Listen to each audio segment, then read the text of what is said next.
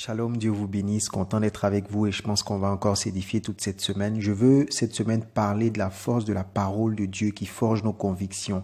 Vous savez, j'ai réussi à certaines périodes par le Saint-Esprit à traverser des moments difficiles par les convictions profondes qu'il imprimait dans mon cœur par la parole de Dieu.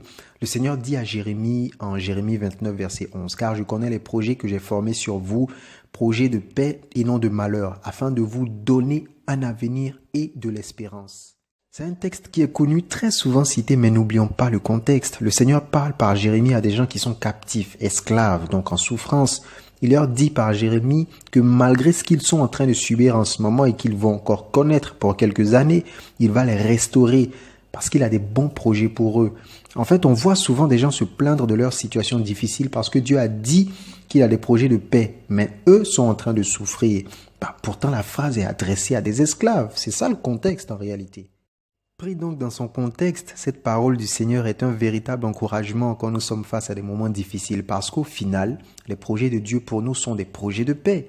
Un grand frère a dit quelque chose le jour de sa conversion qui m'a béni et je crois que c'est la vérité.